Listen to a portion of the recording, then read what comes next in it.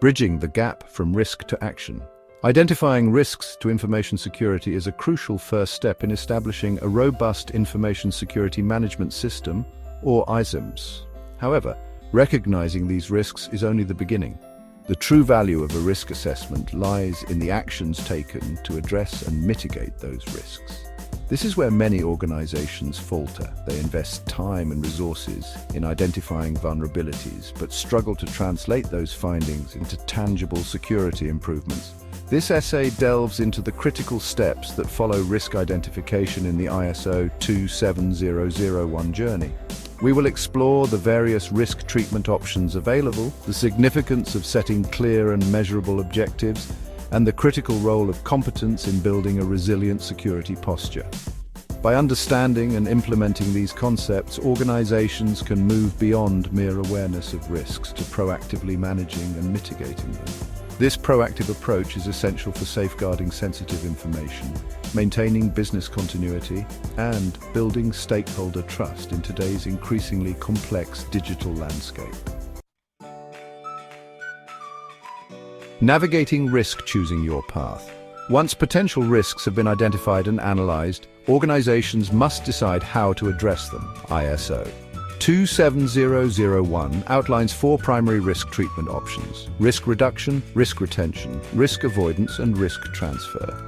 Each option presents a different approach to managing risk, and the most appropriate choice will depend on the specific circumstances of the organization and the nature of the risk itself. Risk reduction involves taking steps to lower the likelihood or impact of a risk. For example, implementing strong passwords and multi-factor authentication can reduce the risk of unauthorized access to sensitive information. Risk retention means accepting the risk and its potential consequences, typically when the cost of implementing other risk treatment options outweighs the potential impact of the risk. This is often the case for low likelihood, low impact risks. Risk avoidance involves altering business processes or activities to eliminate the risk entirely. For instance, an organization might choose to avoid storing sensitive customer data altogether, thereby eliminating the risk of that data being compromised in a data breach. Lastly, risk transfer involves shifting the responsibility for managing the risk to a third party, such as an insurance company or a specialized security provider. The Statement of Applicability, your security roadmap. The Statement of Applicability, or SOA, is a crucial document in the ISO 27001 framework.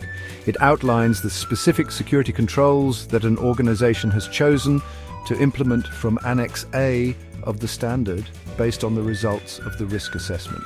The SOA should clearly state which controls are applicable, why they are considered necessary, and how they will be implemented. The SOA serves as a roadmap for the organization's information security program. It provides a clear and concise overview of the security measures in place, demonstrating the organization's commitment to information security to stakeholders and auditors. The SOA should be regularly reviewed and updated to ensure that it remains relevant and effective in light of evolving threats and business requirements. Section 4. Setting the course SMART objectives for information security. Establishing clear and measurable objectives is paramount for translating risk treatment decisions into concrete actions. These objectives should be specific, measurable, achievable, relevant, and time-bound, or SMART. This framework ensures that objectives are well-defined, trackable, and aligned with the organization's overall information security goals.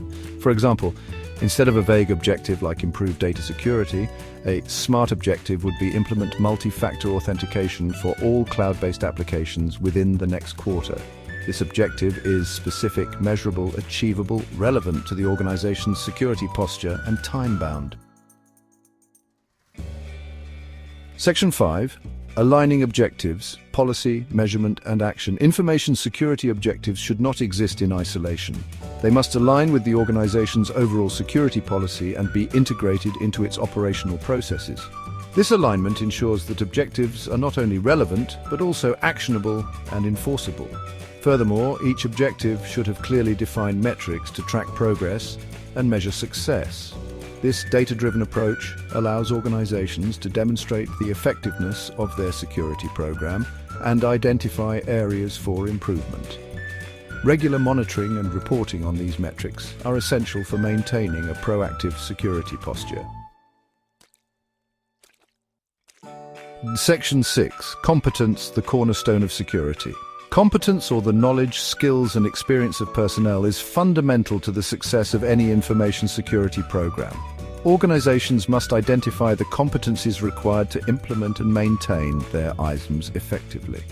This includes technical skills related to specific security technologies, as well as softer skills such as risk awareness, communication, and incident response. Once the necessary competencies have been identified, organizations need to assess the existing skills and knowledge within their workforce. Training programs, workshops, and mentoring opportunities can be implemented to address any identified gaps and ensure that all personnel involved in information security activities possess the necessary competencies. Section 7. Documenting competence, evidence, and improvement.